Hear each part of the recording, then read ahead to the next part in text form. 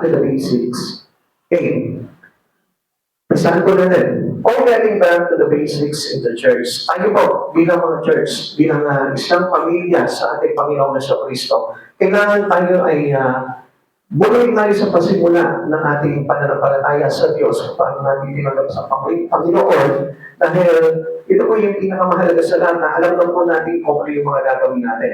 Now, we need to start right. Kailangan tayo po yung mag-umpisa ng tama. Kaya kung mapapansin po natin, ang daming labanan, ang daming mga debatihan, ang daming diskusyonan. Even they are the same believers to Christ Jesus. Hindi nila naiintindihan. Kaya nga, ang daming mga pagtatalo-talo pagdating po sa pananampalataya dahil hindi po nila alam itong mga bagay na ito. Kaya ito po yung pag-aaralan natin. At ang mahalaga po dito na mapakinggan niyo po ito. Sabihin mo sa sarili mo, papakinggan ko ito. Papakinggan ko ito. Pwede po ba lahat magsabi? Yan. This is a form of obedience to God. Lahat po tayo, sabihin po natin, papakinggan ko ito. Papakinggan ko ito. Kita ko lang, buo kayo mga bibig. Yan, maganda po yan. Isang senyales po na pagiging obedient po yan. Kasi yung obedient, Spirit of Christ Jesus, yung para maligtas tayo. Okay. All getting back to the basics in the church. Now, kailangan mahalaga po na maintindihan po natin ang kahalagahan po dito prayer. Mahalaga ang prayer. Ang reason without prayer is wala. Hindi po siya totoong Kristiyano po talaga. Kailangan, pagka Kristiyano ka, tinanggap po si Kristo, kailangan lifestyle na po natin yung panalangin. Daladala po natin sa buhay po natin. The importance of loving one another. Kailangan nagmamahalan po tayo. Bilang mga magkakapatid sa Panginoon, wala na yung pag-aalitan, wala na yung pagtatalo-talo, kailangan tayo magmamahalan. Kaya nga, alam niyo po kung bakit po nangyayari po yung pagtatalo-talo sa church. It is because of the sensitivity of our spirit. Kuminsan po kasi hindi lumalago yung spirit, kaya nagiging matampuhin, magagalitin, masamahin ang loob. Hindi kasi lumalago. It is a sign of immaturity. It is a sign of infancy. So, nagiging nananatili po tayong baby, kaya po, madali po tayong masaktan. Kaya nga, you must grow. Kaya alam po natin yung kahalagahan po dapat dito, nung tinatawag na love to one another. The importance of caring for soul, ayan, napakahalaga din po yan. Kasi hindi po tayo makakapamuhay sa Panginoon kung walang halaga sa atin ang kaluluwa. Like, napansin ko po kaninang umaga, sabi ko, bakit Lord, bakit pag-connect sila dito, isa-isa lamang po sila? Bakit wala silang kasamang anak, wala silang kasamang pamilya, wala silang kasamang mga relatives or mga kaibigan? Sabi ko, Lord, what happened to us? What happened to this church? Tinatanong ko ang Panginoon. Sabi ko, Lord, hindi niya namin naiintindihan kung gaano po yung pagmamalasakit sa kaluluwa. And you must know that. Kung talagang Kristiyano tayo, we have that kind of spirit that we receive from Christ Jesus. A loving for a soul. Or a caring for a soul. Kailangan po may malasakit po tayo dyan. Hindi po pwede po wala po yan. That was basic in our church. The importance of living each day in the light of His coming. Yan. Lahat tayo, we are patiently waiting for the coming of Christ Jesus. Dapat naghihintay ka ng pagbabalik ng Panginoon. At alam niyo po ba, this is a great event para sa ating mga Kristiyano. Kasi ito na po yung tayo po ay ikakasal na into our groom, which is Christ Jesus.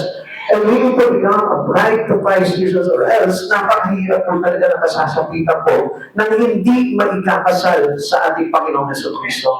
Kaya nga pinagsisikapan po natin yung mga bagay na makalangit at hinihintay po muli natin yung pagparito ng ating Panginoon. Wala tayong ibang hihintayin na bilang mga Kristiyano talaga sa Panginoon kundi ang pagbalik ng Lord. Huwag mong hintayin yung bonus mo this coming Christmas. Darating at darating po yan kasi tatrabaho tayo. Kung hindi man darating po yan, inalaw ng Lord yan dahil gusto niya ang hintayin mo ang Panginoon sa buhay ko. For a return to basic and daily living. Napakahalaga po yan. Balik tayo doon sa ating mga araw-araw na pamumuhay, doon sa basic na kailangan o pasimulang aral na kailangan natin malaman pagdating sa ating pagiging Kristiyano. What is the basic knowledge that a believer should have? Ano po ba yung talagang panimulang kaalaman na dapat na meron tayo bilang mga Kristiyano. Alam niyo, napakahalaga po ito. No po? Hindi po tayo kumagay parang nasanay yung katulad po nung araw na tayo ay nagsisipan na nandiyan paglabas natin. Wala, wash out lahat ng mga nandito sa isipan po natin. This time, kailangan pahalagahan natin bawat aral po na ibigay sa ating Lord. Dahil may kinalaman po ito sa isang pamumuhay na nakadikit sa ating Panginoon. And what is true success? Ano po ba yung talaga totoong tagumpay? Marami po sa ating nadaya po niyan. We are all deceived before na hindi po natin kilala ang Panginoon sa buhay po natin. Akala natin, ito yung tagumpay, nag-graduate ako, nakapag-aral ako, tapos mayroon ako magandang hanap buhay. That is not the true success dahil alam natin, matutulungan po dito yan. It is all temporary. Kaya dapat po na mag-isip po tayo sa katotohanan that this is not the true success in our life. Christian must back to basic. Yan. Para na sa ganun, maunawaan natin ano ba yung mga bagay na kailangan mong gawin. Ano ba yung bagay na pamumuhay na dapat nakalaan sa akin na itinuturo sa akin ng Panginoon. At yun yung kailangan ng palimulang aral na kailangan natin malaman. Amen. Una, ano po ba ito back to the basic na ito? Ano yung bagay na palimulang kaalaman na dapat natin matutunan? Number one, kailangan meron tayo ito, godliness. Yung pamumuhay bilang mga Diyos. Marami po sa atin, Christian po tayo, pero still, parang hindi po mabanaan po sa atin yung pamumuhay ng mga Diyos. Mahalaga po yan, not only by Sunday, na tayo po ay mga Diyos, kundi daily. Pero ang daily living, kailangan nakikita po sa atin yung pagiging mga Diyos. Sa isip, salita, at sa gawa. Nakikita po sa atin yan. When we talking to other, kailangan makita po sa atin na tayo po ay talaga mga Diyos. Kapag tayo po ay nakikipagtransact doon sa mga tao, kailangan makikita po sa atin yung pagiging mga Diyos. Kapag tayo nasa pamilya po natin, kailangan makita po sa atin yung pagiging mga Diyos. Pag whatever doing daily in our life, kailangan makita po sa atin yung pagiging mga Diyos. Not only involving into religion, but through relation. Because relations comes from pagiging mga Diyos ng isang tao. Yung ating relasyon sa Panginoon, magbubuo yan kung ikaw ay mga Diyos na namumuhay sa mundong ito. Kaya sabi ko ng 1 Timothy chapter 6, verse 6, sa katunayan may malaking ang paginabang sa relihiyon kung ang tao'y marunong masiyahan. So meaning, we are contented because we know Christ Jesus already. And not to be content about what you have in your spirit. Makontento ka sa mga bagay na mayroon ka na dito sa mundo ito. Pero huwag ka makontento kung ano ka ngayon sa harapan ng Panginoon. At siyapan pa po natin yung mga bagay na ito. At mas lalo pa po natin palaguin yung pamumuhay natin sa kabanalan sa ating Panginoon sa Kristo. Now, we must begin with the response to the gospel. Mahalaga po yan. Yung ating pagtugon po sa mabuting balita ng Panginoon, isang bagay po yan para mailagay po tayo into a godliness. Kung wala po yung gospel of God, hindi po talaga tayo makakapamuhay ng tinatawag ng mga Diyos. No way to achieve godliness apart from this. Ano po ba itong mga bagay nito? Read your way to godliness. Yung pagpapasa mo, way to godliness po yan. Meditate, it's your way to godliness. Yung ating pagtatrabaho, paggawa sa Panginoon, your way to godliness. Worship, your way to godliness. And last, give your way to godliness. Ito po ang lahat ng bagay na ito. We cannot live or we cannot achieve godliness apart from all these things. Kung wala man itong mga bagay na ito ay tayo, hindi pa talaga tayo makakapamuhay ng mga Diyos o hindi mabubuo yung relasyon natin sa Panginoon. Remember that this is basic. Na kapag tinanggap mo si Jesus sa buhay mo, willing ka na mamuhay ng mga Diyos. Hindi mas na tinanggap mo na si Jesus sa buhay mo and then still sinning. Na magpapatuloy ka pa rin sa kasalanan. Now, if you get sin, madali naman po itong i-repent sa Lord eh. Basta ilapit natin ang buhay natin sa Panginoon at patuloy tayo mabuhay na mga Diyos, makikita mo ang lahat ng ito ipapatawad sa ating Panginoon. Okay, tingnan mo po natin ano po. All this may be part of becoming godly after salvation. Lahat po ito magiging parte po yan ng pagiging godliness po natin. Yung pagiging makadiyos natin, matapos na tanggapin po natin ang kaligtasan. Amen. You must know that this salvation has package to a man who received Christ Jesus. Ang dami po mga nakasama po ito. Hindi naman po yung kaligtasan, kundi kasama na rin po yan. Tinuturuan po tayo mabuhay ng payapa, tinuturuan tayo mabuhay bilang makatao, tinuturuan tayo ng pamumuhay bilang makadiyos, at tinuturuan tayo ng pamumuhay na hindi hiwalay sa Panginoon. Kaya nga magagawa mo lamang ito mga bagay na ito, para tumanggap ka na ng kaligtasan sa Panginoon. And I know that every one of us here has salvation. Kaya lang, alam niyo, kumisan nga po kasi, dahil nga, hindi natin agad natutunan ito into our basic coming to God. Kaya ang nangyayari po dito, masyado po tayong nagiging parang nangangahas sa ibang bagay na ayaw lamang sa sarili po natin. Kaya nga, napakahalaga ng kanina mga sinabi po natin to achieve the godliness. Okay. Ano po ba itong dapat na ito para nasa ganon, tayo po ay makapabuhay after salvation, makapabuhay tayo ng makadiyos. Paano po ba ito mangyayari? Okay. Let's go back in our Bible. Ito ng Biblia, it is the road to godliness. Kaya po meron po tayong Bible. And we need to read this. Alam po natin na meron tayong Bible, pero kadalasan hindi binabasa. We need to read this Bible and learn what the way of life or living in our life daily para na sa ganoon maipamuhay po natin yung pagiging makadiyos. Nandito po lang sa po sa Biblia po yan. Kaya pahalagan mo yung Bible mo. Kailangan meron po tayong personal own Bible. Na kailangan lagi natin hawak po yan daily, binabasa natin yan, pinag-aaralan natin yan, at dyan po natin inaangkot yung pamumuhay po natin sa araw-araw. Ang Bible po ay daan patungo sa pagiging makadiyos because we need to read the words for us to know the will of God about godliness. Hindi po yung will lang natin, ano po? Kadalasan po kasi sinusunod lang natin eh. Minsan, alam niyo po, may mga ginagawa tayo rituals which is not the will of God. At tulad na naman po, halimbawa, no? Meron po tayo natin na pagpapahirap sa katawan po natin. Akala po natin, makadiyos na pamumuhay na po yun. Sinusuntin natin yung ating parang ginagawa po natin, pinapahirapan natin yung ating katawan. Na akala po natin tama po yun. Kaya nga, it is better to read your Bible. Dahil dito po nakasaad po ano yung mga dapat natin gawin para mamuhi tayo ng mga Diyos. Now, ang sabi po dito sa Palagoy chapter 5, verse 21, ibalik mo kami, O Yahweh, sa dati naming kapugnayan sa iyo. So, ang akala po natin minsan, after receiving Christ Jesus, tayo po inamuhay na may kaugnayan sa Kanya. Kaya nga, it is better to know or to learn about the words of God para malaman natin kung tayo po ba may kaugnayan na sa Diyos. Minsan akala po natin sa pagsisimba natin, okay, may kaugnayan na ako sa Lord. Kaya nga, marami po naliligaw eh. Kung saan pumapasok po ng mga sektayan, kung ano yung mga pinakikinggan nilang aral, kaya nga po, nadadaya. Eh, alam niyo po ba sa panahon po natin ngayon, nagkalat po yung mga false teacher, false doctrine, false church, na kung saan kapag hindi mo talaga binasa at inaral po ang Biblia, maliligaw po talaga tayo.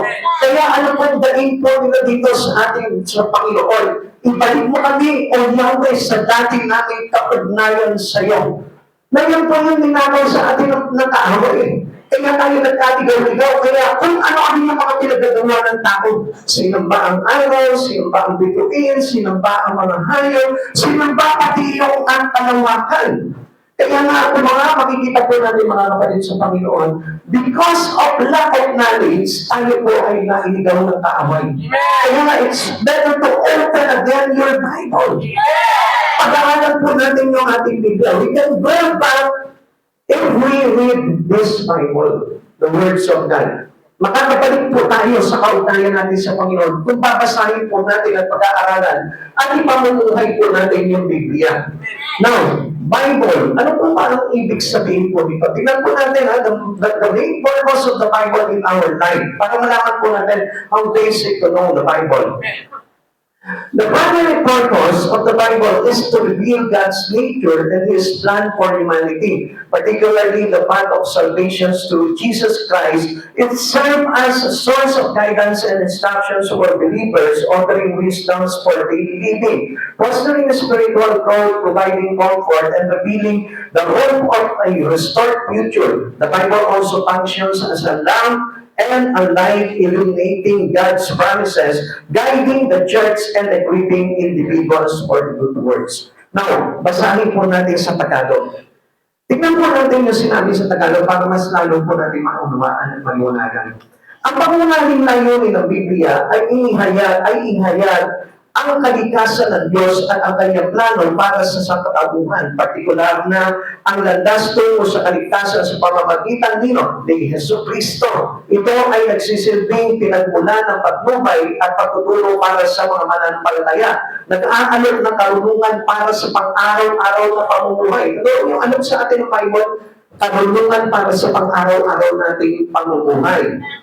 Tuloy po natin. Nagpapalakas ng espiritual na paglago at bibigay ng kaaliwan at naghahayag ng pag-asa ng isang naibalik na kinabukasan. Ang Biblia ay gumaganap din bilang isang lampara at isang liwanag na nagliliwanag sa mga pangako ng Diyos. Gumagabay sa simbahan at nagsasangkap ng mga individual para sa mabuting gawa. So, dito pa lang makikita na po natin, dito pa lang marirecognize na natin kung ano ang dulot ng Biblia kung bakit napakahalaga na binabasa po natin ang Biblia po natin. Dahil ito yung magkagabay po sa atin sa wastay pamumuhay. Na kung saan nawala po yun sa mga Kristiyano. Maraming mga Kristiyano, hindi nila pinapahalagahan yung kanilang mga Biblia, hindi nila pinabasa, hindi po nila pinibigyan ng pansin. Kaya ang nangyayari po dito, hindi nila alam kung paano mabuhay sa araw-araw. Basta they know that they are praying, they know that they are attending church, they know that they are listening to the word, but that is not enough. You must to have a personal encounter with the words of God. Ikaw mismo, as an individual, para matulungan ka ng Diyos kung paano talaga mabuhay ng maka-Diyos at may kapanalan. Kaya ano po ba yung kailangan po natin as to walk into godliness? Prayer is the road to godliness. Yung panalangin, hindi pa pwede tayong prayerless. Kailangan tayo bilang mga tumanggap ng salvation in Christ, kailangan meron na tayo ugnayan sa Panginoon palagi. Meron tayo palagi pakikipag-usap sa Panginoon. Whether you have problem, whether you have joy in life, kahit nasabihin mo na, ano man yung sitwasyon mo sa buhay mo, prayers to God. Kailangan natin talaga ng panalangin. Oh, this may be part of running godly after salvation. Pag meron kang kaligtasan, hindi pa pwedeng wala ng prayer. Ulitin ko po sa inyo, ang dami po dito nagtatanong, ligtas ka ba ako? Tanungin mo yung prayer life mo. If you are continually praying or fervently pray for God daily, gusto ko po malaman po natin yung iyong salvation. Bakit? Kasi yun po yung nagpapalakas po sa ating espiritu. Every time that we pray or every time that we call upon the name of God, nasisig po tayo. Naliligtas po tayo. And calling upon the name of God is a form of prayer. Yung pagbabasa natin ng Biblia is a prayer. At doon po tayo pinalalakas sa Espiritu. Alam niyo po ba yung salvation? It is the Spirit of Christ Jesus. Alam niyo po ba kung sino nagligtas po sa atin? Para po tayo, hindi tayo magbingit doon sa apoy ng impyerno, sa Yesu Cristo. And He spread His Spirit to everyone who believes in Him. Na after receiving Christ Jesus, matapos tayo tumanggap at nanalig sa Kanya, tayo po'y pinagkalooban ng karapatapaging anak ng Diyos. Now, after all, binigay sa atin ng Panginoon kasabay ng salvation yung kanyang espiritu. Kaya yung espiritu na yun, hindi na pwede na meron ng isang taong naligtas nang hindi tatawag sa kanya.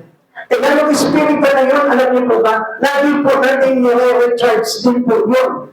At paano po natin nire-recharge? Just calling upon the name of the Lord. At doon po tayo pinapalakas po dito. Kaya ang isang Kristiyanong hindi nananalangin po ay dahil naililigaw kadalasan. Kaya hindi po nila alam kung ano yung pamumuhay na tama. Hindi nila alam kung saan yung way towards the path in Christ Jesus. Hindi nila maintindihan yung bagay ng iba dahil yung panalangin ay paliwanag na pakikipag-usap sa Panginoon. Kung minsan, nakala natin, basta salita ka lang ng salita, no? Pero ang hindi mo alam, yung Diyos mismo, the Spirit of God, will partake into you by means of your mind. By means of your spirit that you receive from Him. Alam niyo, namamatay yung Espiritu ni Cristo sa buhay po natin, which is our salvation, kapag ka hindi natin kinakausap sila. Kaya nga, araw-araw kailangan kausapin mo sila. At tulad po yan ang pagkain ng katawan. Nang pagka hindi mo pinakain sa isang araw yung katawan mo, manghihina ka, manlalambot ka. Maaring maghilo ka o magkasakit ka kapag hindi ka kumain. Pero, ganun din po yan sa Espiritu natin. Yung aming salvation, which is the Spirit of God that we receive from Christ, alam niyo po ba, kailangan pinakakain mo rin po yan. Dahil yan ay Espiritu at walang kinalaman sa laman. Amen? Kaya nga rin na kumain ka ng maraming medyo manok, hindi nalakas yung Espiritu mo. And what we need to feed to our spirit is the words of God. Kaya nga, while talking to Jesus, doon po na-reveal po, o doon po tayo pinapalakas. Amen. Prayer is the way to godliness. Hindi tayo makakapamuhay po ng godly kung tayo po ay hindi po tayo tumatawag sa Panginoon. Okay, let's find out at the book of 1 Timothy chapter 2, verse 1 and 2. Una sa lahat, ipinapakiusap ko, itulong ninyo sa Diyos ang inyong mga kahilingan, panalangin, pagsamo, at pasasalamat para sa lahat ng tao. Di ba? So, ano rin po mismo, nagiging tulong po tayo sa kalakasan ng iba. Verse 2, ikalangin na rin ninyo ang mga hari at makapagimay kapangyarihan upang tayo'y makapabuhay ng tahimik, mapayapang maka-Diyos at marangal. Kaya without prayer, hindi tayo makakapabuhay ng payapa bilang mga Diyos. Amen. Prayer is always the way to godliness. And another thing is worship, a road to godliness. Isang daan po ito para tayo po ay makapamuhay ng mga Diyos. Once it is our way to thanksgiving in our daily living, it is one way to godliness. Alam niyo mga kapatid sa Panginoon, kapag tayo sumasamba sa Panginoon, kadalasan po, nakita niyo, kung minsan parang minimiss po natin yung pagsamba sa Panginoon. Minsan, di ba ngayon lang naman ako Sunday absent. Ngayon lang naman po Miyerkules ako absent. Akala po natin, nakakatulong po sa atin yun. Pero, hindi natin namamalayan po, medyo nakakatulong po yung ating daan patungo sa pamumuhay ng mga Diyos. Matawag mo yun. Minsan po bakit po, di ba? Pansinin po natin. Kaya nga po sa ating pong ngayon, sa pamumuhay po natin, ano po, meron po tayong Waze, meron po tayong Google Map, di ba? That locate us towards our destination. So, madali po natin napupuntahan. Pero kung minsan, di ba, sumasablay po yung Waze, sumasabay po yung Google, naliligaw tayo. Minsan, napupuntahan natin, dagat, napunta tayo sa gubat. Amen? Pupunta tayo sa church, napunta tayo sa mall. Kaya nga mahirap tayo masa doon. Pero yung worship po natin, pag tayo po namin sumasamba sa Panginoon, yun yung daan para po tayo po ay mapunta talaga sa kabanalan ng Diyos. Amen. When we worship God, when we keeping worship God, doon po tayo nagkakaroon ng kaliwanagan. Bakit? Kasi yung po Espiritu ng Lord, the presence of God, will receive of us during worship. Amen. Hindi po natin mamalayan na. Tignan mo yung katabi ko kayo, puno ng presensya ng Lord. Parang nagtataka kayo. Parang hindi naman pasto. Hindi mo lang namamalayan niya, pero I tell you the truth, kapag tayo sumasamba tayo sa Panginoon, tayo po ay kinakasihan ng presensya ng Lord. Kaya lang, hindi po natin kumisa na maintindihan. Bakit? Bakit naman? Basta tayo po, kapag napakahalaga po tayo ng worship po sa buhay natin, dahil kailangan po ito dahil it is one way to godliness. Kaya lagi po natin panatiliin po na tayo po ay laging sumasamba po tayo sa Panginoon. Sabi po ng awit 75 verse 1, Salamat o Diyos, maraming salamat. Sa iyong pangalan kami tumatawag upang kunitain ang sa lahat ng oras ang mga gawa mo na kahanga-hanga. Kaya nga kung minsan, di ba, parang nababypass natin ang Lord. Why? Because of our yung ating kumbaga parang kawalan ng pagsamba.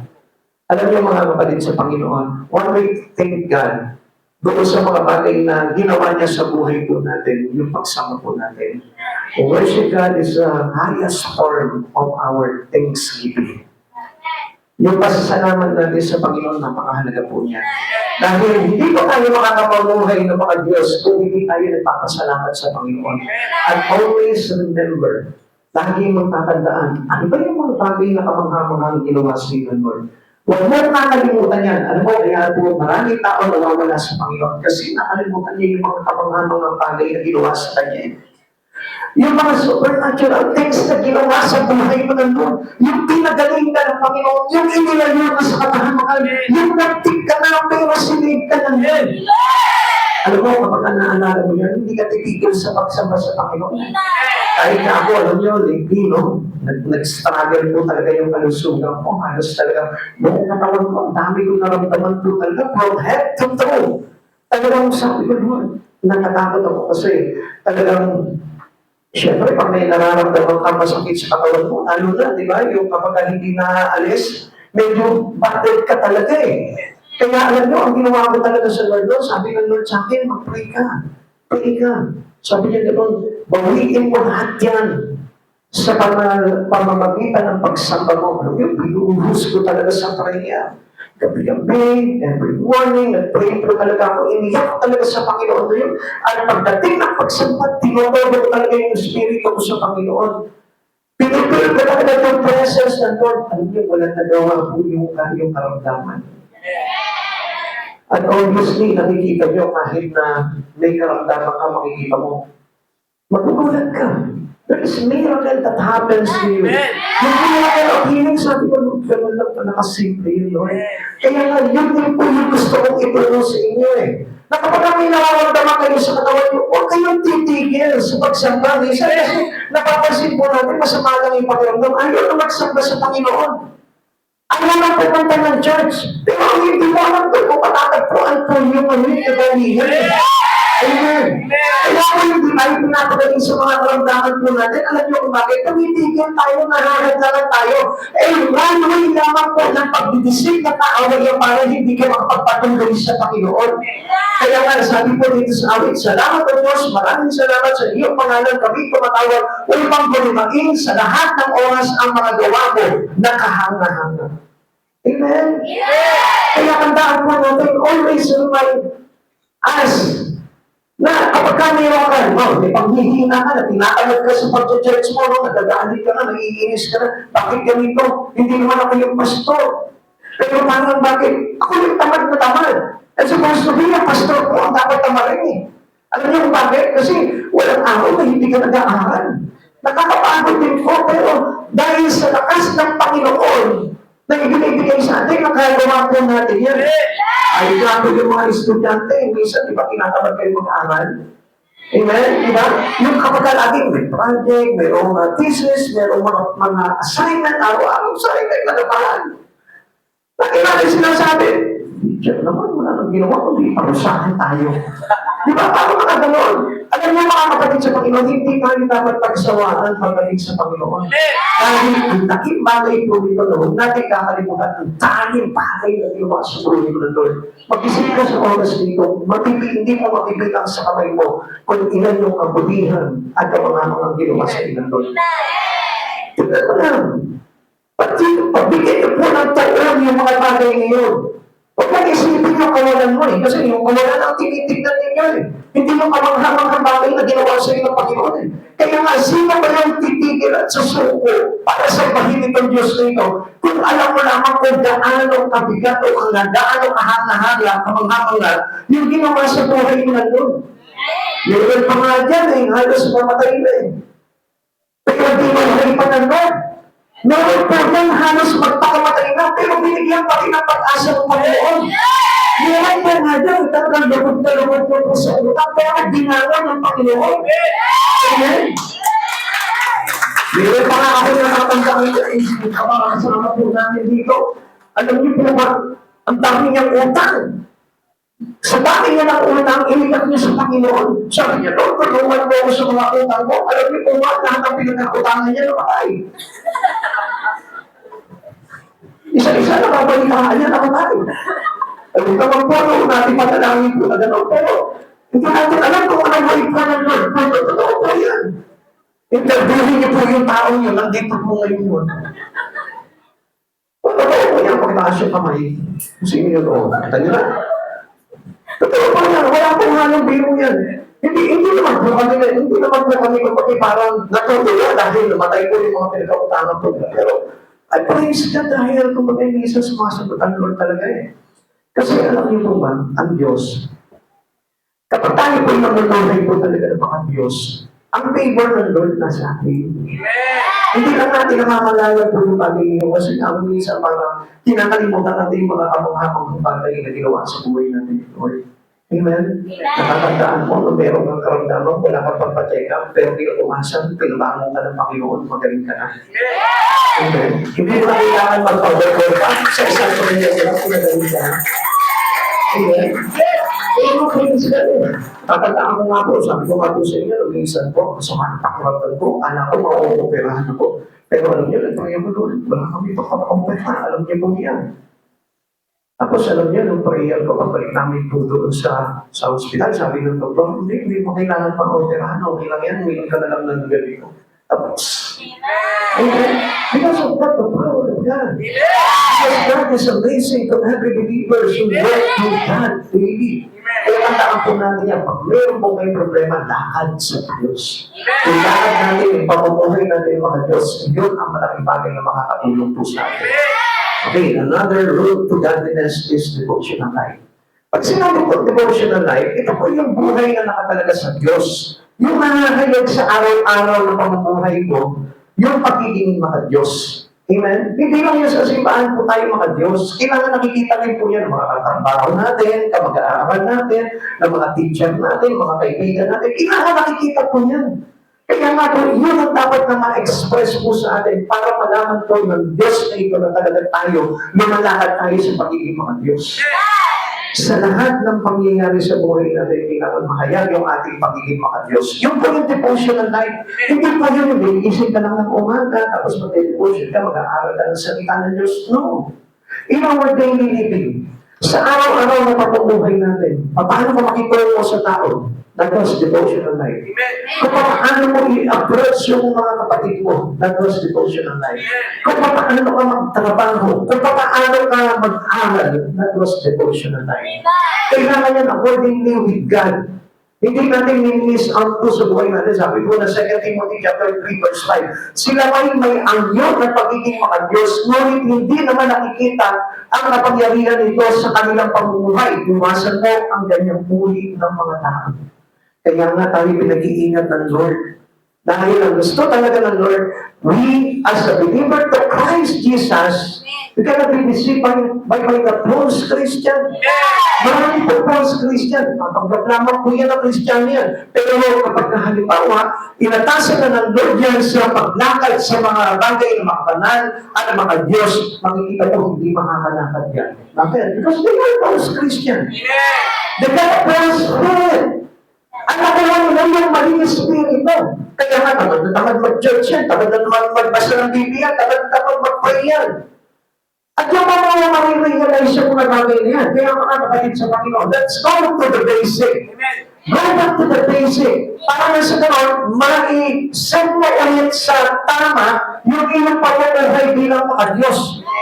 Kasi kung dadayain po natin itong mga bagay na ito, alam niyo po ba, mahihigaw po talaga tayo. Masasabi natin sa sarili natin, okay, ilundog ko na ang Diyos sa buhay ko, kilala ko naman sa Iso Cristo. Pero, we will find out kung talagang tayo po talaga rin, tinokontrol at pinagaharian po ng ating banal na Diyos na tagapagligtas. Kaya na kailangan maipakita po natin yung pamumuhay natin.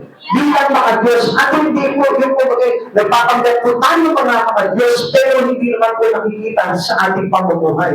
Lagi po natin tandaan po yan. Kung isang pangako, sabi po nga na, di ba? Makikita mo po sa isang Christian community, makikita mo po yan, kalawa, napakabalan yan, pero walang tao sa church na hindi inaway yan. Amen?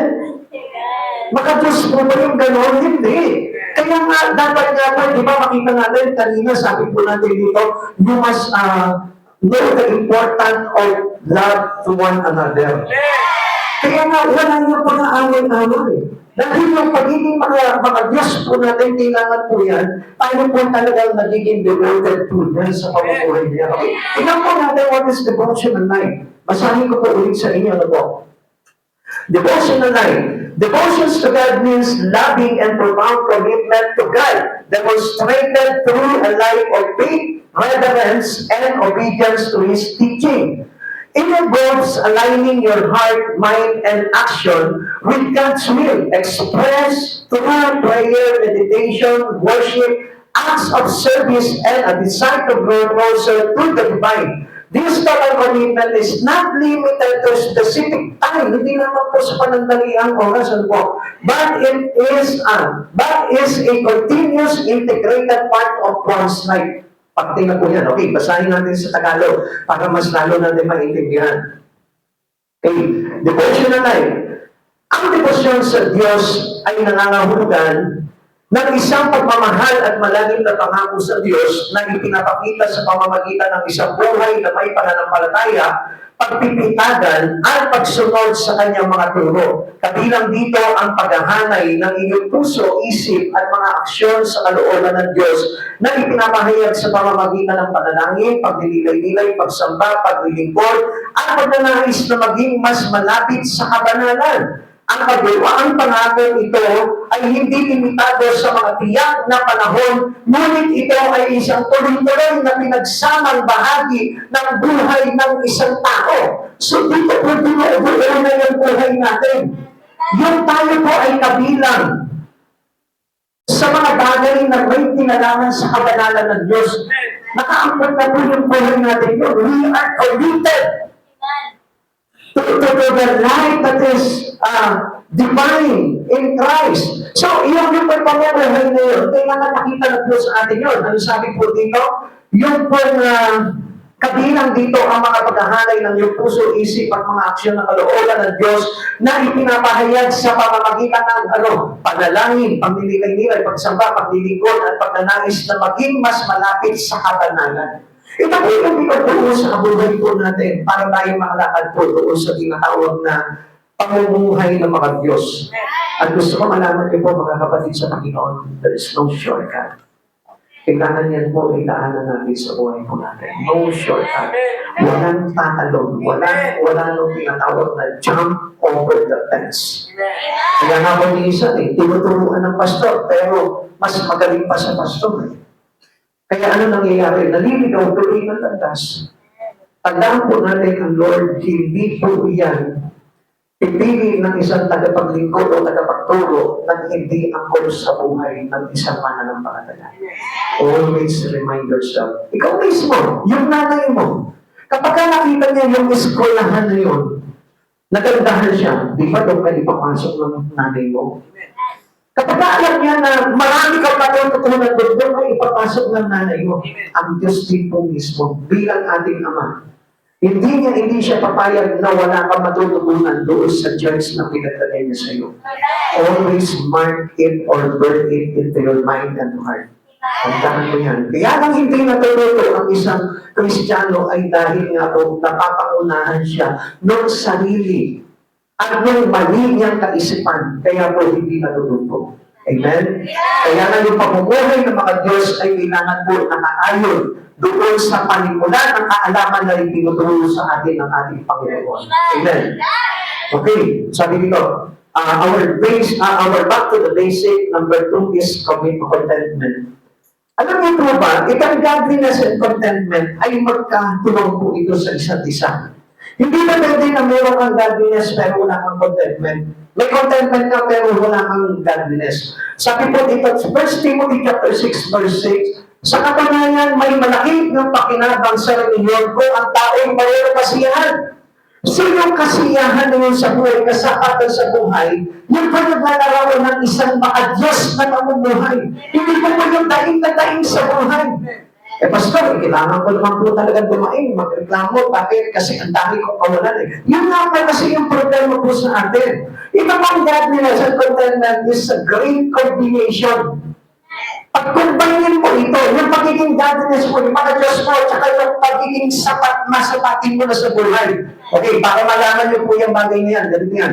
The contradictions of those who claim one without the other. Ano po ba yan? No one went close to God while complaining. Paano ko makakalakad pagpunta o papalapit sa Panginoon kung wala kang ginawa kundi magreklamo? You know, that is not for God. Alam natin yung spirit ng pagiging complain o pagiging murmur o pagiging mareklamo ay hindi po talaga sa Diyos yan. Kaya nga lahat ng bagay pinagpapasalamat sa Diyos, even your troubles, trials, and problem, pinagmamakapalingan at pinapasalamatan ng Diyos. Kaya wala po tayong dahilan para magreklamo sa Lord. Kasi naman ganito ang buhay namin. Mayaman lang sana ako. Hindi sana payapa ako na nagbigay ko sa Panginoon. No way. Hindi po gano'n ang gusto mangyari ng Lord. Sa hirap at ginawa, paglingkuran mo siya.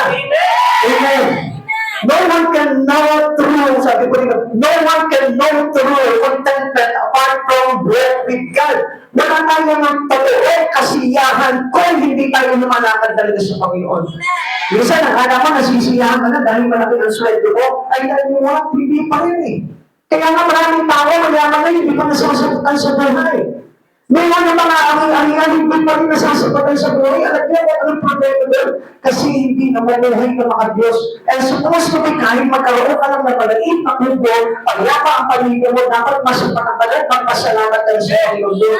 Kahit na bariya lamang yung pera mo, masapatakalan, magpasalamat ka sa Panginoon, at ikaw ay mamuhay na ng mga Diyos. Kapatid sa Panginoon, kung ano yung binigay sa iyo ng Lord, pasalamatan mo yan. Huwag na po natin salumatin yung mga bagay na nais ng Panginoon na pangyayari at naganap sa buhay mo. Sapagkat kahit na po tayo dumaranas po tayo magsubok sa buhay o mga bagay na kabiguan, ipinahintulot ng Panginoon yan para sa ikabubuti natin. Contentment comes from focusing on what we have. Ano yung mayroon ka? Siguro sasabihin ng iba, Pastor, wala nga ba makita meron ako meron. Kaya lang hindi mo tinitignan yun dahil nakatingin ka doon sa wala mo. Sabi po ng Isaiah 26 verse 3, binibigyan mo ng lubos na kapayapaan ang mga may matatag na paninindigan at sa iyo'y nagtitiwala. Sapat na yung pagtitiwala mo sa Lord. Dahil ito na yung magbabangon sa iyo at magbubuhay sa iyo hanggang sa buhay na walang hanggan. Sige, marami kang antala, wala ka namang kaligtasan. Maganda nga yung trabaho mo, pero ang dami mo naman ang buhay mo sa Panginoon, saan ka pagpagawin? Mayroon mga pamilya na kilala dito sa lipunan na ito, pero hindi ka naman kilala ng Panginoon. Saan ka mapupunta? Kaya mga kapatid sa Panginoon, you must focus on what you have in your hand. At alam mo kung anong meron ka? Na wala yung iba na mayayaman? Diyos. Si Kristo. Dahil kung meron kang Yeso Kristo sa buhay mo, wala kang dapat ipakamba. Kahit na mahirap ka, kahit may karamdaman ka, kahit marami kang problema, kahit bigo ka man sa mundong ito, still basta magbuhay ka ng mga Diyos at nagtatapat ka palagi sa Panginoon ay tayo pagdating ng araw, makikita mo, ikaw ang kaiigiman na kakailan na sinasabi mo mayayaman sa mundong ito. Always hold it in your heart na ang Diyos hindi nagkulang sa buhay natin because He is the source of everything. Alam niyo yung kapagapaan na hinahanap mo dito sa mundo ito, hindi nyo matagpo-tagpuan eh. Yung kagalakan, yung kayamanan, yung katanyagan, hindi nyo matagpo-tagpuan po dito dahil alam natin na kapag yumaman ka, may mas mayaman sa'yo. Na kapag natanyag ka, may mas tanyag sa'yo. Kapag naging matalino ka, may mas matalino sa'yo. Pero isang bagay lang ang gusto ko malaman mo. Pag meron kang Yeso Kristo, wala nang hihigit pa sa buhay mo. Amen. Discontentment comes from focusing on what we do not have. Kaya po tayo hindi masagatan sa buhay at masiyahan sa buhay. Bakit? At tinitignan mo na lang palagi, walang pera, walang ulam, walang bigas, walang ganito. Kaya lahat nawawala na eh. Kasi sa umaga mayaman, yun na yung sinasabi ng bibig mo, wala. Kaya ang nangyayari dito, kasunod na, walang kapayapaan, walang naganapan, walang kasiyahan, walang Diyos sa buhay ko ng isang taong mareklamo. Amen. Amen. This is a Christian without faith. Tandaan po natin. Kapag ka-discontentment ka sa buhay nito, isang tao ka na walang pananampalataya.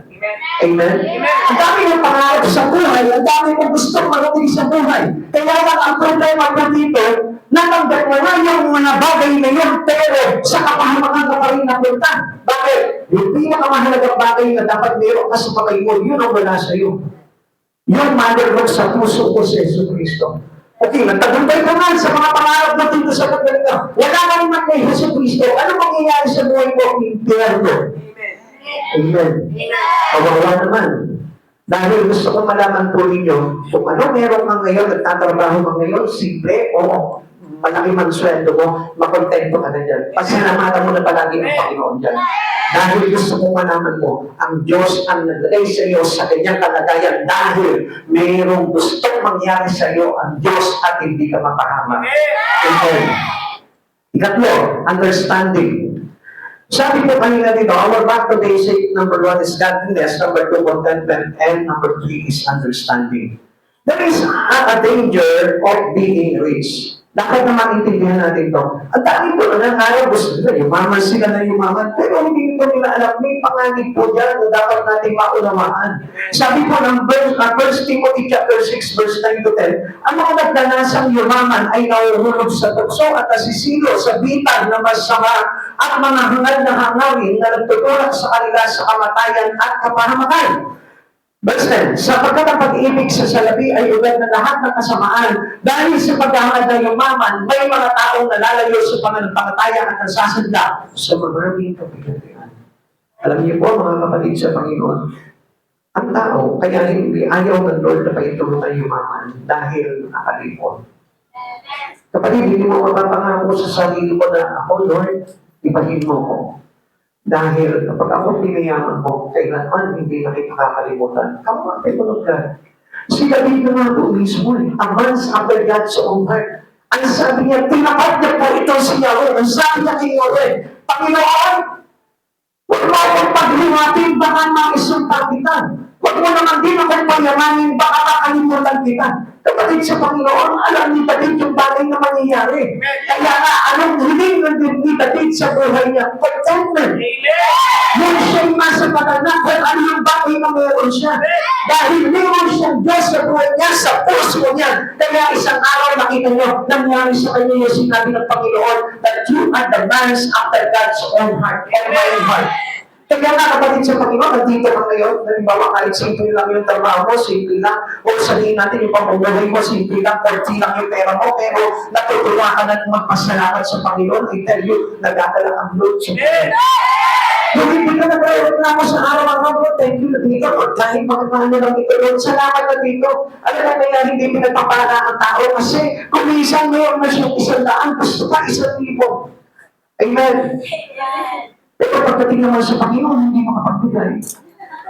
Yung mga problema po natin, ano po. Pero gusto ko po malaman po ninyo, ang pasasalamat sa puso natin ay sapat na yung para na sa ganon, ang Diyos pagpalain tayo sa buhay po natin. Huwag na natin gagawin, Lord, kailangan ko yumaman para na sa ganon, makapagbigay ako sa iyo. Sino ginoya mo? Ang Diyos na makapangyarihan sa lahat. Come on, kapatid sa Panginoon, hindi mo magagawa yun dahil ngayon pala ang simple lamang ang buhay mo pero napapahirapan na. Amen? Amen. Eh, huwag mo kung mayaman ka. Meron kang sports ka. Mas lalo mo na nakalimutan ang pagsamba. Amen? Amen? Sabi mo lang, bigyan mo ko ng guwapang boyfriend. Eh, hindi nga pangalan eh. Hindi pa guwapo yung boyfriend mo. Nakakalimutan mo na andun. Wala po akong tinutukoy, pag mamaya. Yung iba nga dyan, wala pang boyfriend, nakalimutan na ang Diyos eh. Reality lamang po tayo. Amen? Ako sasabihin po ng iba, Lord, basta ako, pag ako lumangon ako, dumamit tayo ng Lord, tignan mo, Lord, dati araw-araw nasa church ako, paano ko may negosyo? Paano ko tatlo na negosyo mo? Paano mo mapapapuntahan ng church mo? Hindi mo na magagawa yun. Amen. Pag-iyak po yun, mga kapatid sa Panginoon, gusto ko po na malaman po ninyo. Dahil ang tao ko, habang yumayaman yan, lumiliit yung chance yan na magkaroon ng panahon sa Panginoon. Amen. Kaya sabi ng Lord, mahirap pag-iamanan, mahirap pag-arian ang mga mayayaman. Mas mabuti pa ang kamelyo, makakapasok sa butas ng kalayo. The sorrows that accompany riches. Tignan po natin yung kapigatian dito. Sabi po dito, kaakibat po ng kapigatian yung pagpapayaman. Bakit po kaya? The care of keeping such holding. Kasi alam niyo po, doon na po tayo matutuon. Instead na sabi sa atin ng Lord, maging po kayo ng kayamanan sa langit. Pero ang iniingatan natin yung kayamanan ng lupa. Amen? The value to our loved ones. Alam niyo po ba mga kapatid sa Panginoon, kung minsan, di ba, sa sobrang pagpapayaman mo, nakalimutan mo, may anak ka pala. Nakalimutan mo, may asawa ka pala. Nakalimutan mo, may pamilya ka pala na kailangan mo rin na lagi mo silang nakikita, nakakausap, nakakapiling, nakakasama, nakakabanding. Even yung birthday ng anak mo, nakalimutan mo na dahil sa busy mo, sa pagtatrabaho. Kapatid, ito po yung masahol po talaga ito. Consider the lives of the star. Tignan niyo po yung mga sikat. Tignan niyo po yung mga artista. Lagi na lang nasa shooting, lagi na lamang po nasa taping, halos hindi na nila nakikita yung pamilya nila. Kaya isang araw, hindi po nila namamalayan yung pamilya nila, wasak-wasak na, iwa-hiwalay na. Kaya hindi niyo po ba napansin sa showbiz, ano mo, although sila, mga sikat sila, pero parang ganun lang kabilis na iwanan yung kanilang mga asawa. Kapatid sa Panginoon, that was cause of what? Dahil sa mga pangarap nila na kung saan naglalagay sa kanila sa kapamahapakan. This spirit is largely compared to the ambitious Lucifer. Tignan niyo po si Lucifer. Ito po yung nagpahamak po sa kanya kung bakit siya naging si Satan eh. Isaiah chapter 14 verse 1. Aakit ako sa ibabaw ng mga ulap, papantayan ko ang kataas-taasan. Huwag ka na mangarap eh. Dahil ang Diyos sabi niya gano'n, huwag kayo magpaang salapi.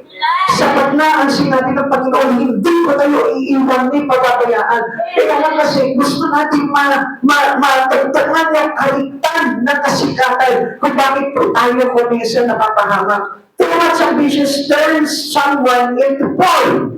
Because of our focus turn away from God. Yung focus natin nawawala, nahihiwalay, nalalayo sa Panginoon. Dahil tayo po'y nakatuon na lamang sa pangarap natin sa buhay. Kaya imagine mo, even someday, hindi mo na maibigay sa Panginoon na ibibigay mo ba sa trabaho. So, yun po mga kapatid sa Panginoon, pero yung talagang dapat natin maintindihan. Ang linggo ay para sa Panginoon. Ang araw na ito ay ipinatangi lamang sa ating Panginoon. Binigyan ka ng ayaw na araw to work. Pero please naman, mga kapatid sa Panginoon, yung Sunday man lang, may mag-intrabaho niya, kahit malaki pa yung kikitain mo. Honor your God that given to you everything. Ang Diyos na nagbibigay sa atin. Alam niyo, kung isa nasusubok po yung puso natin yan eh. Alam niyo mga kapatid sa Panginoon, if you are true Christian, hindi mo iwawaglit yung pagsamba pag-araw ng linggo. Sorry po mga kapatid sa Panginoon. Alam ko po na marami po sa ating ganyan. Pero you must realize this. You need to honor your God. Amen. Kailangan na ang Diyos talaga ay maparangalan po natin sa buhay natin. Pag kayo masasaktan, alam ko that you are already a mature Christian. At tayo po'y matatagal na po tayo Kristiyano, and you must know this. Kasi yung parang basic na kailangan natin balikan eh. Na nakalimutan na po ng tao dahil sa kaabalahan. Kapag tingin po na hindi na mga kapatid sa Panginoon, hindi pa ba kung minsan marami po mga Kristiyano, ipinagpapalit po nila yung araw ng pagsamba po nila sa ibang bagay. Let us break this bondage in our relations to God. This is a bondage. Tapiga na po ito, nakaaway kung bakit po tayo. Hindi po talaga tayo magkaroon ng closeness sa Panginoon dahil mayroon tayong ibang pinapahalagahan. Alam niyo mga kapatid sa Panginoon, ang hindi po alam ng mga tao na napakahalaga ng ating relasyon sa Diyos. Kapatid sa Panginoon, pag kinailangan ka ng Panginoon, kahit na pa hindi araw ng linggo yan, kahit anong araw pa yan, pauntaan ko ang Diyos sa buhay. Kapag lagi mo namanaan yung lakas mo, kung ano man yung bagay na meron ka, sa Diyos galing yan. Ulitan natin lahat yan sa Panginoon. Alam mo ba na dapat doon tayo papunta sa impyerno, pero hindi pinahigdamulan ng Lord yan dahil gusto niya na maligtas tayo. Kaya nga hindi nyo napansin kung minsan ang dahilan po talaga na pagkawala po natin sa Panginoon ay yung bagay na pagnanasa natin sa mundong ito na naglalagay ito sa atin into discontentment. That's why we need to understand all these things in God. If you want to be godly, dapat na ma-realize po natin na mahalaga na maintindihan natin ang mga bagay na tinuturo sa atin ng Panginoon.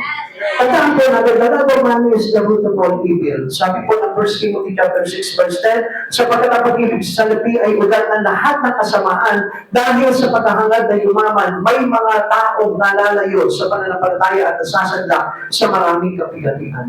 Tandaan po natin mga kapatid sa Panginoon, hindi lahat ay mabibigay ng pera. Your salvation is free. And we need to have a lot of money to be saved. Dahil kung gagamitin mo yung pera mo, magiging sumpa sa buhay mo yan para ikaw ay mapahamak. Kaya mga kapatid sa Panginoon, dapat na masiyahan po tayo sa kung anong bagay na meron tayo at dahil nakakakilala tayo sa Panginoon. And last, our back to the basic is our goals. You must be a Christian who has goal in life. Marami po mga Kristiyano ngayon, wala na silang lipiin gawin sa buhay po nila. There is no goal anymore. At alam niyo po ba kung anong tawag nun? A Christian without goal is dead. Patay na Kristiyano po yung mga kapatid sa Panginoon. Kaya nga po, huwag po tayo masanay into religion. Pasok lang sa simbahan, pero wala tayong mithiin sa puso. Walang mithiin magbago, walang mithiin na maging close sa Lord, walang mithiin paglingkuhan ng Diyos sa buhay po nila. I tell you the truth, that was dead. Ang mahalaga po sa ating tagay buhay, yung espiritu natin dahil naglalarawan yan ng good relations to God. At pagpapakita ng pamumuhay na tayo'y makadiyos. Sabi po ng 1 Timothy chapter 6 verse 11, ngunit ikaw na lingkod ng Diyos, umiwas ka sa mga bagay na ito. Sinabi mo mabuhay ng matuwid, makadiyos at may pananampalataya, pag-ibig, pagtitiis at kakamungan. Ito yung nire-require po sa atin bilang tayo mga naglilingkod sa Panginoon. Huwag natin kakalitaan po yung bagay na yan. Every people must go intentionally what is good in the sight of our God. Ano ba itong bagay nito na dapat na i-goal po natin sa ating pamumuhay bilang mga Diyos? Unang-una, righteousness. Kailangan yung pamumuhay natin ng matuwid. Sa lahat ng pagkakataon, sa lahat ng oras, sa lahat ng sitwasyon, kailangan maging matuwid po tayo. Sabi nga po, seek ye first the kingdom of God. Sabi po ng Matthew chapter 6:33, ngunit higit sa lahat ay yang halaga ninyo ang kaharian ng Diyos at ang pamumuhay ng ayon sa kanyang kalooban at ibibigay niya sa inyo ang lahat ng mga bagay na ito. Hindi naman madamot ang Panginoon. Ang dali, alam niyo po kung sino nagbibigay po sa inyo ang Lord. Kaya lang hindi natin naibabalik sa kanyang pasasalamat, kaya po nawawala yung tinatawag na pamumuhay na matuwid. Pag pinagpala ka ng Panginoon, dapat ma-realize mo na pasalamatan mo ang Panginoon sa buhay mo. Dahil it caused by our righteousness to God kung bakit pinagpala ka ng Panginoon. Hindi na ba alam yung iyong pag-church ay naglalarawan ng pagiging matuwid? It considered to us by God. Yung pagbabasa mo ng Bible, yung iyong pag-pray. Yung mga bagay na paglilingkod mo sa Panginoon, yun yung naglagay sa atin para tayo po ay konsideran ng Panginoon na matuwid na. Alam naman po natin, hindi natin ma-achieve po ito kung hindi dahil sa Panginoong Jesucristo. Because of our faith, God considered us to be righteous. At dapat na malaman po natin ito mga kapatid sa Panginoon kung bakit mayroon ka ng mga bagay niya. Kung bakit pinagpapala ka ng Panginoon, pinagpala ka ng karunungan makapag-aral, pinagpala ka ng lakas para makapaghanap buhay, at yan ay utang natin lahat sa Panginoon na matuloy. Kaya mga kapatid sa Panginoon, seek first the kingdom of God. Gusto mo magpanain ka ng Panginoon, sa Diyos mo hanapin ang lahat ng bagay nito. Ikalawa, godliness. Here it is again, sabi po dito, di ba yung pamumuhay po natin ng mga Diyos, near to the heart of God. Kasi pag tayo po ay namumuhay po ng matuloy, namumuhay na may kabanalan, o namumuhay na mga Diyos, tayo po ay napapalapit sa puso ng Diyos. If you want to rebuild your relations to God, if you want to restore your relations to God, kailangan maging close tayo kay Jesus because He is our Redeemer. Siya yung naglalapit po sa atin sa kalapitan ng ating Panginoon. Verse Timothy 4, verse 8. Sa pagsasaling ng katawan ay mayroon din pakinabang, ngunit ang mga Diyos na pamumuhay ay mapapakinabangan sa lahat ng paraan, sapagkat ito ang pangako hindi lamang sa buhay na ito na yun kundi maging sa buhay na walang hanggan. Because as salvation. Tandaan po natin yung pamumuhay ng mga Diyos ay maglalagay sa atin into salvation or life eternal. Ikatlo, faith. Yung ating pananampalataya, napakahalaga po yan. The school of faith is the power of faith. Yung kapag lalagay po natin, sinasanay yung sarili natin ng mananampalataya, magtiwala sa Panginoon, there is power in your faith. At yun po yung kapagyarihan na kung saan hindi tayo pinagkulang ng Panginoon at nangyayari yung mga bagay na inaasahan po natin. Even though we cannot sin, kahit na hindi natin nakikita yung pagpapala na paparating sa atin, yung parating ng usaya kung may pananampalataya ka. Kaya lang kung minsan tayo po yung wala talagang pananampalataya eh. At tayo pa yung kadalasan na parang ayoko, wala naman nangyayari sa akin sa Panginoon. Sa pagsisimpa ko, wala naman nangyayari sa akin. Until now na failure pa rin po ako. I tell you what, huwag mo tingnan yung pagiging failure mo. Tingnan mo kung ano yung tinuturo sa iyo ng Panginoon para mailagay ka sa tagumpay. Kaya tingnan mo yung mga bagay na nakikita ng mga mata mo eh. At tingnan mo, yung mga bagay na paparating na hindi mo nakikita pero alam mong gagawin ng Panginoon, which is the promise of God. Hebrews chapter 11 verse 1. Ang pananampalataya ay katiyakan na mangyayari ang ating mga inaasahan at paninindigan tungkol sa mga bagay na hindi nakikita. Stand with the truth. Stand with the kingdom of God. Na pagdating ng araw, yun yung pinaka-asam-asam na lahat na mananampalataya ay Kristo, yung kaharian ng Diyos. Ika-apat yung love. Laging meron ka dapat dito sa puso mo. Sabi mo sa katabi mo yung love. Medyo nagulat ka na naman sa katabi mo, parang wala naman love doon. Tignan mo ulit yung katabi mo, tignan mo kung puro-puro na pag-ibig sa puso yan kay Kristo. Ha? Meron ba? Nakamdaman mo ba yung pag-ibig niya sa puso? I tell you what, He has the Spirit of God. How we live it? Paano po pa natin kailangan ito? The great need of churches. Yan kailangan po ng mga church po ngayon. Yung pag-ibig sa puso. And we are the church. Ayan lahat. Kaya nga yung love to one another ay napakahalaga niyan. Kaya nga, tanungin mo yung katabi mo, baka mamaya, hindi ka mahal niya. Ha? Mahal ka ba niya? Tanungin mo. Baka mamaya, binubola ka lang niya. Ang sabi niya sa iyo, mahal ka ba niya? Ha? Bilang kapatid sa Panginoon? Ha? Baka mamaya, yung iba nananamantala niya, ha? Baka mamaya, magkakatabi niyo yung crush mo, mahal mo ba ako?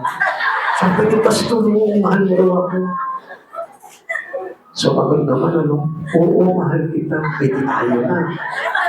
Nagkatulong yung tubig na, ano? Hindi, yung pag-ibig sa kapatid lang yun. Amen? Okay, sabi po dito, 1 Peter chapter 4, verse 8. Higit sa lahat, magmahalan kayo ng tapat sapagkat ang pagmamahal ay pumapawi ng maraming kasalanan. Amen. Kaya nga, yung love of God, yun yung nagdala po sa atin para tayong lahat ay maligtas. Pero yung love for self destroyed many and possessed many sin. Kapalit-harap po yan. Kung iniibig mo lamang yung sarili mo, alam niyo po ba, magkukos ng maraming kasalanan yan sa lahat ng tao. Amen. Subukan po, ikaw maging makasarili ka. Halimbawa, yung ulap nyo ng pagkakapatid, sinaya mo lang, sinakit mo lang, o sinertis mo lang, makikita mo, away na mamaya yan. Hindi mo ginawa ang ulap! Sabi mo, hati-hati tayo na, hati pagkakapatid. Hating kautan yan eh. Hindi naman hating magkapatid yan eh. Hating walang ngipin yung ginawa mo sa akin eh. Kung tinala mo, hindi ako makakamuya. Yan lang ang tinira mo sa akin. Kapraso, buto pa. Alam ko naman, hindi ko mangungula yung mundo. Kapatid sa Panginoon, lagi tayong ating kapatid. Amen? Dahil meron tayong pag-ibig sa puso. Amen? Kaya nga, love for self caused to destroy many and put many sin to others. Ikalima, patience. Waiting for God to work out His will. Alam niyo mga kapatid sa Panginoon, kung minsan kasi parang ina-approve natin ng Diyos, Diyos, pangirihin mo na sa akin. Jesus, pangirihin mo na sa akin yung plano mo sa buhay. Pag-iinipin ka eh, kapatid. Relax ka lang. Sabi ng Lord, matuto ka mo ng huwag mainip sa church. Amen? Eh, ganun pa lang, naiinip ka na, alas 10 pa lang. Gusto mo lang umuli, paano ipapangyari sa inyo ng Panginoon? Yung pinangako niya sa iyo. Sabi ko ng Romans chapter 8 verse 25, ngunit kung umaasa tayo na hindi natin sa hindi natin nakikita, hinihintay natin iyon ng buong tiyaga. Nainip ka agad, hindi naman kasi tinutugon ng Lord yung panalangin ko. Eh, paano tutugunin ng Lord yan? Eh, mainipin ka sa church. Hindi naman ako pinagpapala, ilang taon na ako nagsisimba. Hindi ako pinagpapala, ilang taon ka na nasa church. Eh, 2 beses ka pa lang sa isang taon nagsisimba. Oo, 2 taon ka na doon sa church, kaya lang 4 beses ka pa lang nagsimba. Paano tutugunin ng Lord yung mga panalangin mo? Amen? Kaya nga, be patiently waiting for the coming of His answer. Kaya nga dapat mga kapatid sa Panginoon, tayo po'y lagi nagtitiis at nagtsatsaga sa paghihintay ng pagbiyaya sa Panginoon. Especially into the promises of God. Tignan mo yung kapatid mo, inip na. Oo. Di ba? Tignan niyo yung nasa likod niyo. O, di wala na kayo makikita kasi natiguran na lahat eh. Pagtingin mo sa likod mo, tingin mo sa kapila, wala ka na nakita. Hindi mo na nakita. Amen? Kaya mga kapatid sa Panginoon, God teach us to learn how to keep patience so we can keep our life not to depart for Him. Minsan, naabang ng abang tayo, Pastor, Lord, tagal ko nang hinihintay yung ibibigay mong boyfriend sa akin. Ano ba natanong sa Panginoon, Lord? Bakit hindi mo pa binibigay sa akin yung boyfriend? 10 taon na ako sa Jacob, wala pa rin. Lipat na lang kaya ako ng church. Lumipat ng church. 5 taon naman doon sa kabilang church. Lord, bakit hindi mo pa rin binibigay yung hinihiling ko sa iyong boyfriend na gwapo? Eh, nakulitan na sa kanya ang Lord, nasabi sa kanya ng Lord, paano ka bibigyan ng boyfriend? Eh, boy ka.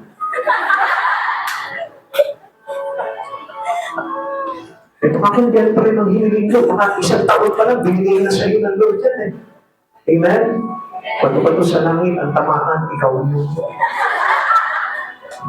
Patience. Kaya lagi po tayo maging matyaga at magtiis sa paghihintay.